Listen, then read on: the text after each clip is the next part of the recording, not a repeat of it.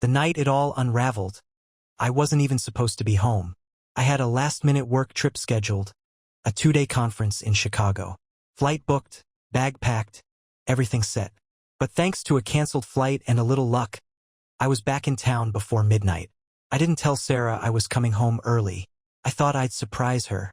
Maybe grab some takeout on the way, maybe even wake her up with a kiss. Stupid. So unbelievably stupid. As I pulled into the driveway, I noticed something strange.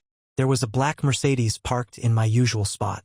I didn't recognize it, but I wasn't immediately suspicious. Maybe a neighbor's guest? Maybe Sarah's friend? But as I walked up to the door, something gnawed at me. The porch light was off, which was odd. Sarah always left it on for me.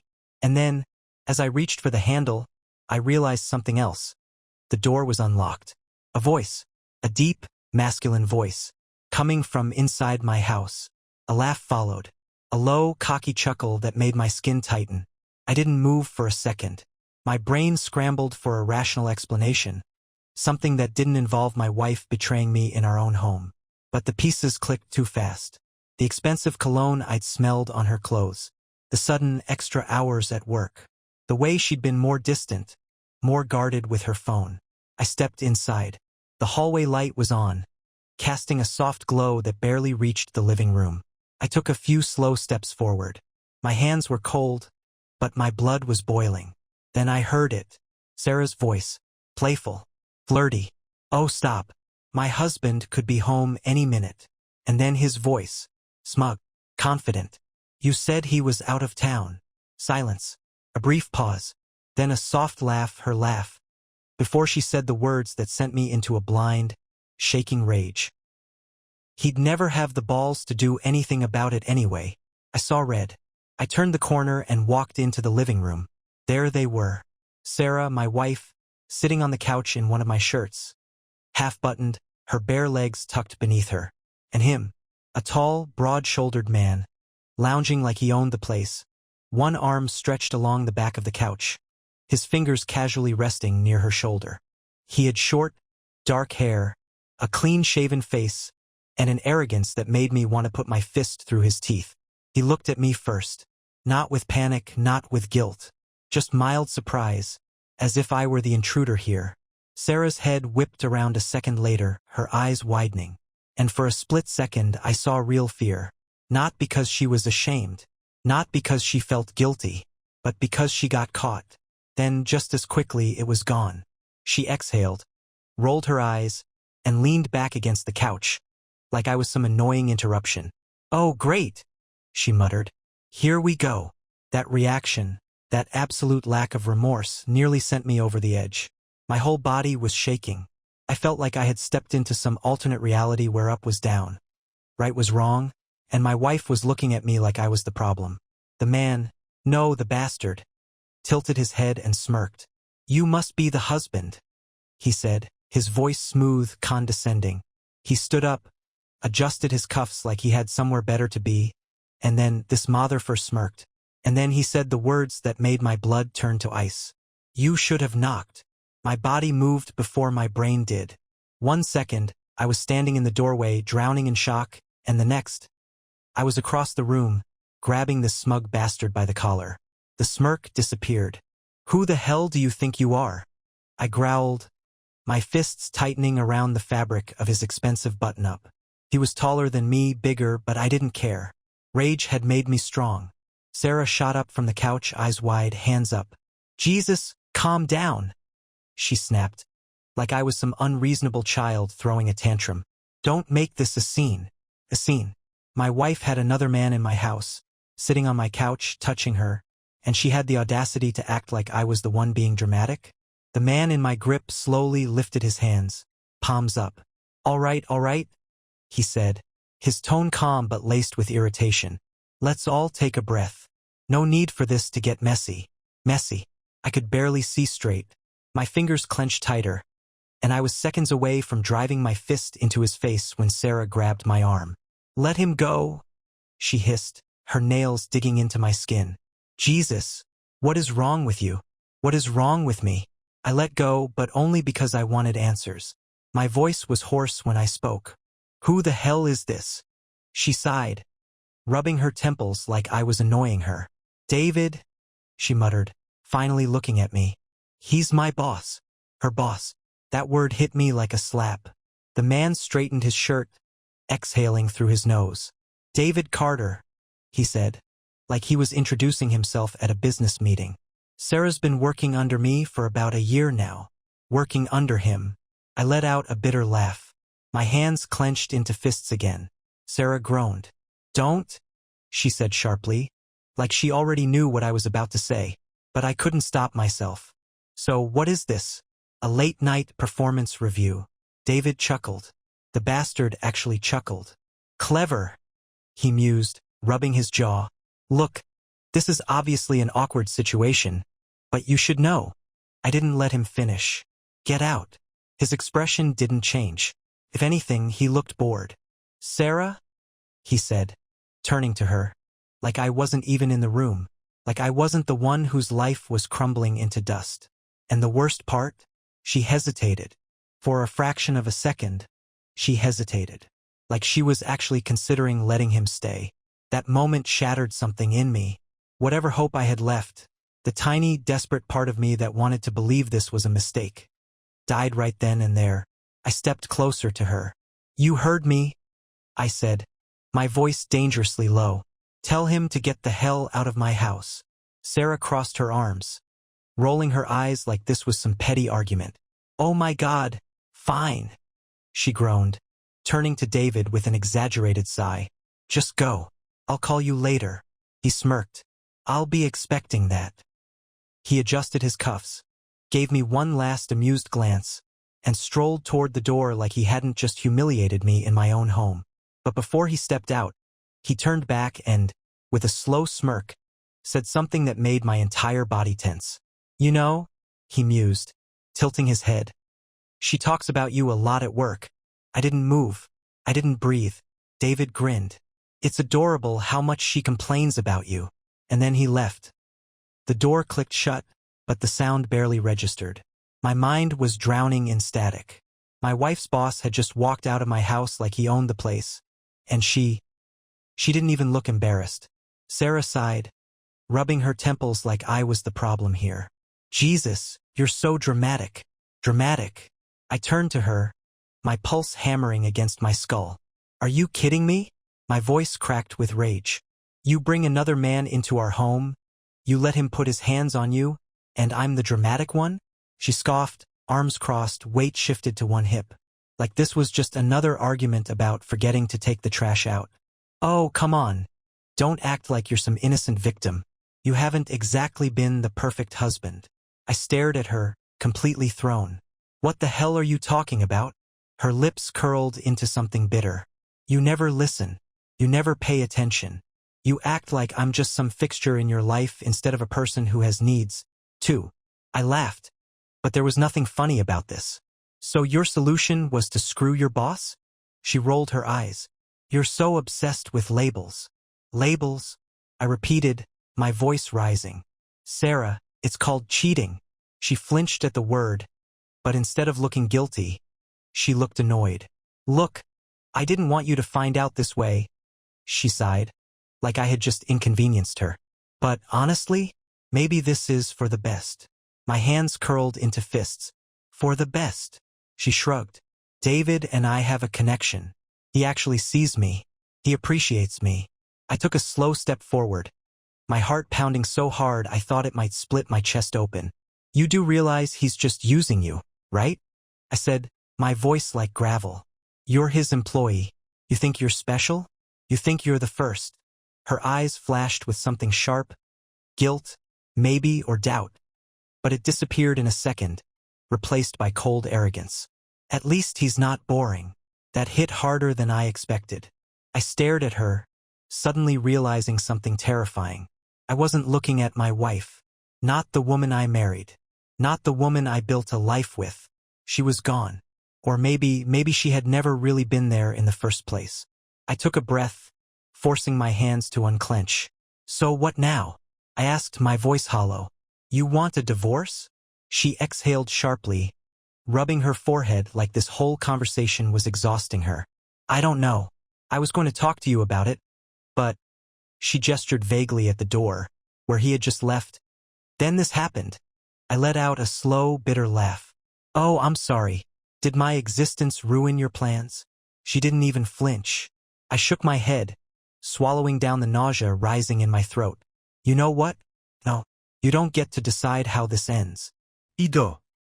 Her brow furrowed. What's that supposed to mean? I met her eyes, my anger sharpening into something steadier, colder. It means you can leave. She blinked. Excuse me? You heard me? I said, voice calm now, deadly calm. Pack your S****** and get out. Her mouth opened, but no words came out. For the first time tonight, she actually looked stunned. Wait, you're kicking me out? She asked, like the idea was completely absurd. This is my house, I said evenly. I pay for it. I pay for everything. You want to be with your boss? Go be with him. But you don't get to stay here. Not anymore. For a moment, she just stood there. I saw the gears turning in her head, the way her face twitched with emotion. Anger, disbelief, maybe even fear. Then, just as quickly, her expression turned ice cold. Fine, she snapped. But don't come crying to me when you realize what you lost. I let out another humorless laugh. Oh, trust me, Sarah. I lost you a long time ago. She stormed off toward the bedroom, slamming the door behind her. I stood there, breathing hard, feeling the weight of 7 years crashing down on me. But for the first time in a long time, I also felt something else. Freedom. The bedroom door slammed so hard the walls shook, but I didn't move. I stood in the living room, heart still pounding, fists clenched at my sides, staring at the space where she had been. Sarah was packing. She was really packing. I thought I'd feel satisfaction. I thought watching her throw her things into a suitcase would feel like justice, like karma, like a win. But all I felt was the strange, buzzing numbness, like my body hadn't caught up with my brain yet. Then, through the walls, I heard it, her voice low and urgent. She was on the phone. I stepped closer, straining to hear. Yeah, I know, she was saying. No, he came back early. Obviously. A pause. Then a sharp sigh. No, he's not freaking out, just whatever. I don't care. Just come get me. My blood turned to ice. I knew exactly who was on the other end of that call. I couldn't stop myself. I walked down the hall, straight to the bedroom door, and pushed it open without knocking. Sarah spun around, phone still in her hand, her suitcase half-packed on the bed. Jesus, what the hell? She snapped. I ignored her. You called him? She rolled her eyes, hitting the red button on her phone before crossing her arms. Oh, relax. Relax. I repeated, my voice shaking. You got caught cheating less than 20 minutes ago, and now you're calling him to pick you up? Are you serious? She huffed. Who else am I supposed to call? You just kicked me out, remember? I let out a sharp laugh. Oh, don't act like I forced you into this. You were gonna leave me for him anyway. She scoffed, but something flickered in her eyes. A flash of hesitation. A crack in the mask. Or what? I pushed. Were you planning to keep stringing me along while screwing him on the side? Sarah's jaw tightened. You wouldn't understand. I took a slow step forward. Try me. For the first time that night, she actually hesitated. I watched the emotions ripple across her face. Anger, frustration. Something that almost looked like guilt but died too quickly to be real. Then finally she sighed. You don't excite me anymore. The words hit harder than I expected. She shrugged like she hadn't just set fire to our entire history. It's not even about him. Not really. It's about me. I feel alive when I'm with him. When I'm with you, I just feel. She trailed off, but I could hear the word anyway. Nothing. I swallowed, nodding slowly. My jaw clenched so tight it ached. So that's it, I said. 7 years together, and you throw it all away because you're bored. Sarah rolled her eyes again, like I was being unreasonable. It's not that simple. No, I agreed, my voice low. It's actually much simpler than you think. She frowned, confused, but before she could say anything, a car horn blared outside. My stomach twisted. Sarah grabbed her suitcase off the bed and shot me one last look. Guess that's my ride. I followed her to the front door, my entire body vibrating with something I couldn't name. Rage, disbelief, maybe even relief. I wasn't sure. She pulled the door open, and there he was, David, standing in my driveway, leaning casually against his car like a goddamn movie villain. I locked eyes with him and he smiled. Not a nervous smile. Not a guilty one. A mocking one. Like he'd won. Sarah turned back to me, her expression unreadable. "I'll send someone for the rest of my stuff," she said. I stared at her, at the woman I thought I knew, and realized there was nothing left to say. So I just nodded. And with that she walked out.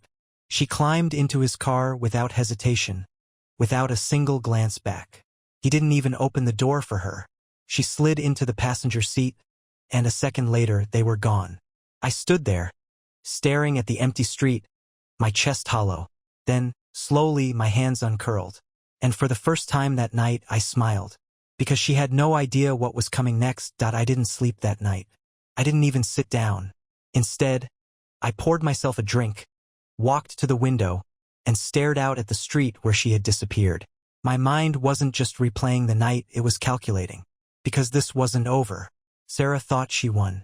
She thought she was walking away clean, running off into the night with her boss like some trashy romance movie. She thought I'd sit here, broken and humiliated, while she moved on without consequences. She had no idea who she was dealing with. At 5 a.m., I grabbed my laptop and started working. Sarah wasn't just leaving me. She was running straight into his arms. And David? He wasn't just some random guy. He was her boss. That was leverage. I started digging. Within an hour, I had everything I needed. David wasn't just her boss, he was a married man. A very married man with 2 kids, a pristine public image, and a wife who sat on the board of a major charity. Oh, and his company? A strict no fraternization policy. Any relationship between a supervisor and an employee? Instant termination. I smiled to myself.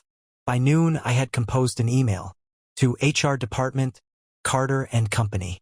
Subject, Urgent Ethical Concern Policy Violation. I kept it professional, polite.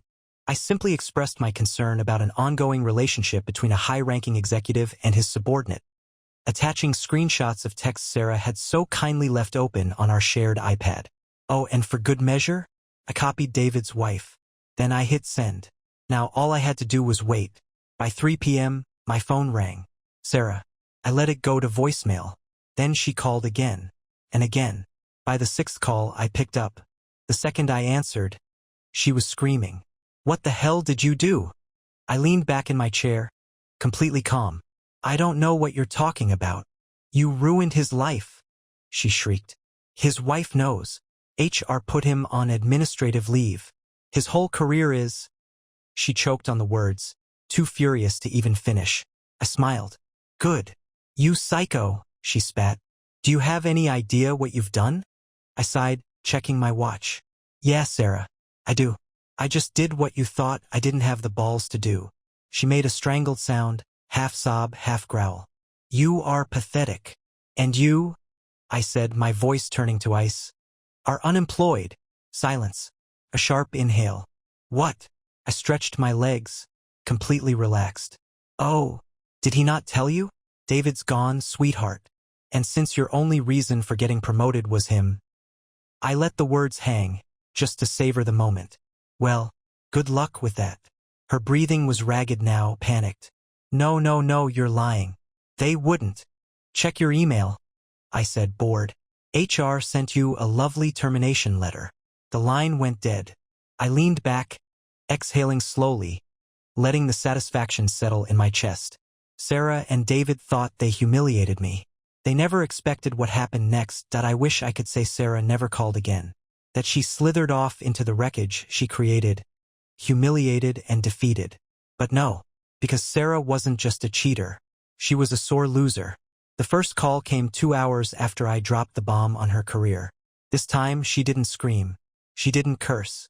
She cried.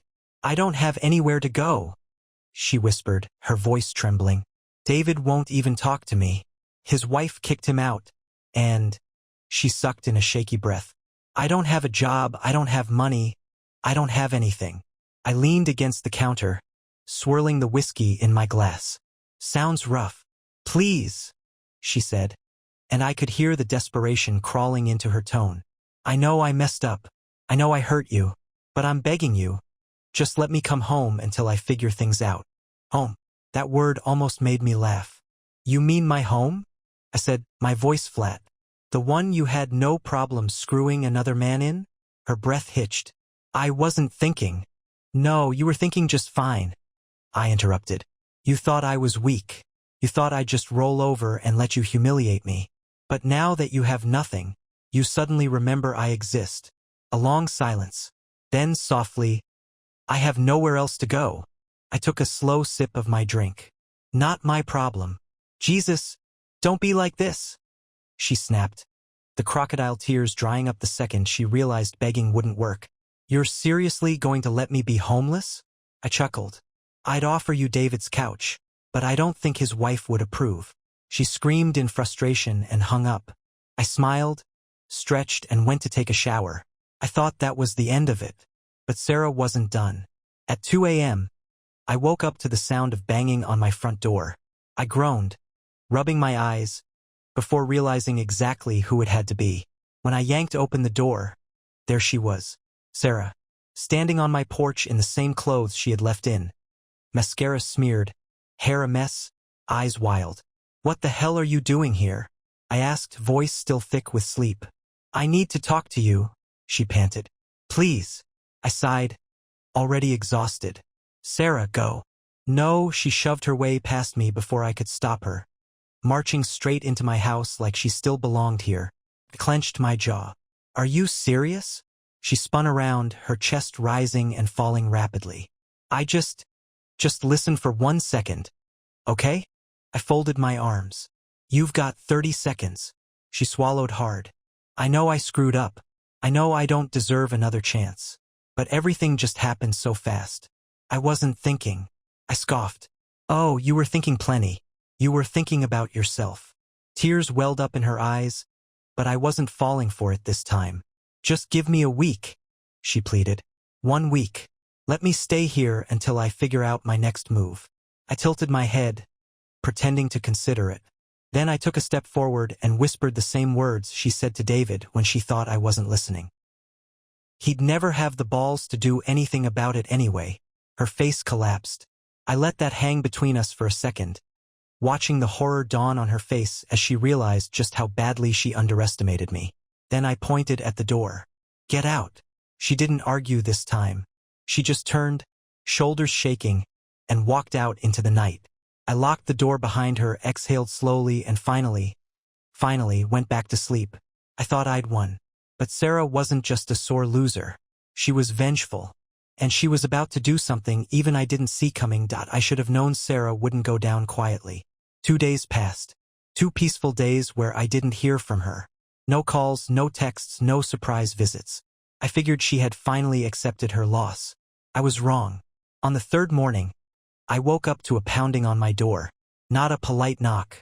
Banging. Aggressive, relentless, shaking the damn frame. I groaned, rubbing my face, already knowing who it was. Jesus, Sarah. But when I yanked the door open, it wasn't Sarah standing there. It was 2 cops, and they did not look happy. Mr. Reynolds? One of them asked. My stomach dropped. Yeah? The officer on the left glanced at his partner before turning back to me.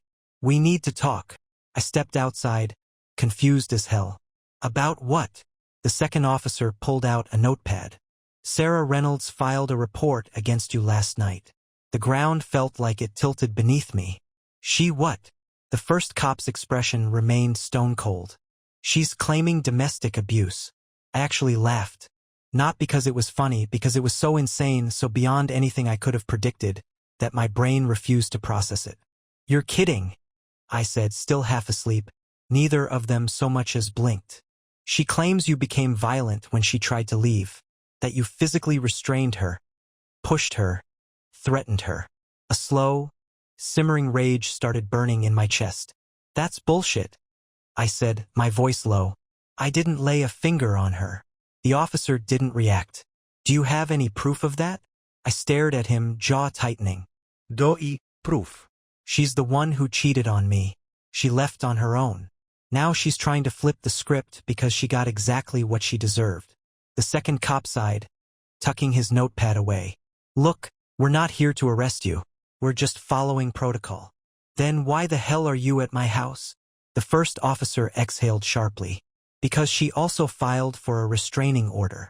I blinked. You're joking. He shook his head. As of this morning, you are legally required to stay at least 100 yards away from her. No calls, no texts, no contact of any kind. If she contacts you, you don't respond.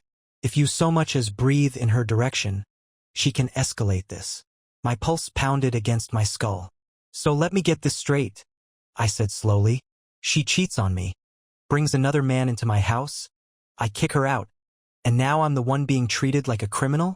Neither cop looked happy about it, but their hands were tied. That's the situation, Mr. Reynolds. I clenched my jaw so hard I thought my teeth might crack. Are we clear? I exhaled through my nose. Crystal. They left. I stood on my porch, fists clenched, heart racing.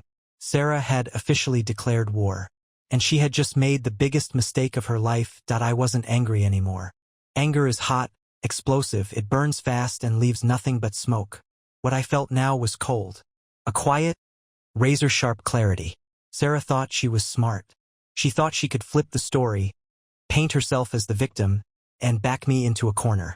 But she forgot one thing: I don't lose. So I got to work. First, I called a lawyer. Not some budget attorney off a billboard, the best divorce lawyer in the city. The kind with a reputation for destroying people in court. The second I told him the situation, he laughed. Oh, she's an idiot, he said, sounding almost excited. She filed for a restraining order without any actual evidence? That's a gift. I didn't get it. How the hell is this a gift? Because it proves she's on the defensive, he explained. She knows she screwed up. The restraining order is an act of desperation. And that means we can flip this back on her, hard. I leaned back in my chair, nodding slowly. What do we do? First, we challenge the order in court. She has no proof, so it's gonna get thrown out. Then we go on the attack. He paused. Tell me, how much of your marriage finances were in your name? I grinned. All of it. He let out a low whistle. Oh, this is gonna be fun. For the next 2 weeks, my lawyer went to war. Sarah's restraining order? Gone. Dismissed due to lack of evidence. The divorce? Faststrecket. And since she had no job, no income, and no assets, guess what? She had to start fighting for scraps. But the real masterpiece, the nuclear move, I filed a lawsuit against David's company. Why? Because Sarah had been screwing her boss, and that opened up a massive liability issue. I claimed emotional distress, workplace misconduct, everything I could legally throw at them. And guess what? They settled. For a lot. By the end of it, Sarah didn't just lose me. She lost everything. No husband, no job, no money, no David, because, surprise, surprise, he ran the second things got messy. And me? I walked away with a fat settlement check, a lawyer who was now a friend for life, and a new sense of freedom I hadn't felt in years. Sarah tried to ruin me, but she forgot. I never lose. Sarah didn't take the loss well. I thought she'd disappear quietly, slink away into whatever miserable corner she had left. But no, some people don't know when to quit. The first sign of her breakdown came in the form of a drunken voicemail. It was late past midnight. My phone buzzed, and I almost ignored it. But when I saw her name, I got curious. I hit play. At first, all I heard was static and heavy breathing. Then, a slurred, bitter laugh. You think you won? She muttered, voice thick with alcohol. You think you're better than me? A hiccup. Then suddenly, she screamed. You ruined my life. I smirked, sipping my whiskey. She wasn't wrong. The voicemail kept going, rambling insults, sobbing. Then, at the very end, her voice dropped to a whisper. I hope you suffer. I deleted it and went to bed. But that was just the beginning. The next day, my car was keyed. Deep, jagged scratches running across the driver's side, all the way from the hood to the trunk. 2 nights later, someone egged my house. Then, a week after that, I walked outside to find my garbage bins dumped across the lawn. It didn't take a genius to figure out who was behind it. Sarah was unraveling. and I was enjoying every second. But then, she made a mistake. A big one. I was at a bar one night, finally starting to enjoy my freedom, when my phone lit up with a notification from my security camera. I clicked the video, and there she was, Sarah, standing in my driveway. Her hair was a mess, her makeup smudged. She was gripping a bottle of something, vodka, maybe, and swaying on her feet. Then, right in front of the camera, she pulled out a rock, and she threw it at my front window. The glass shattered, the alarm went off, and all I could do was laugh, because she had just given me everything I needed. I called the cops, filed a restraining order, a real one this time, and when they arrested her that night, dragging her off my property kicking and screaming, I watched the footage on repeat, poured myself another drink, and smiled. Game over, Sarah. Sarah went to jail that night. Nothing major, just a short stay, enough to sober her up and make her realize that she had officially lost control.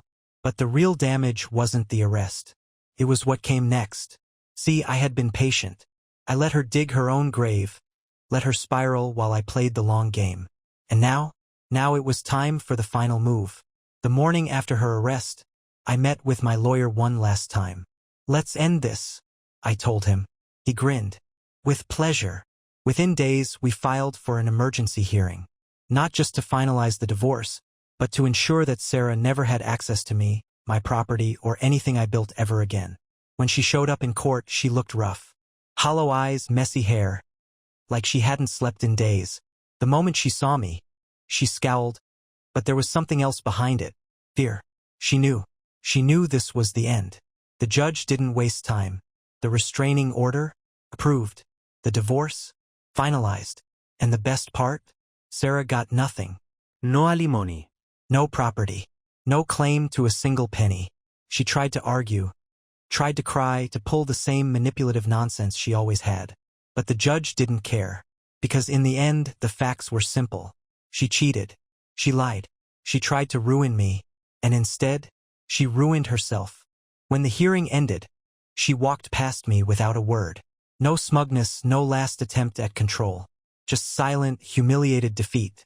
I stepped outside, took a deep breath of fresh air, and smiled. For the first time in years, I was free. And Sarah?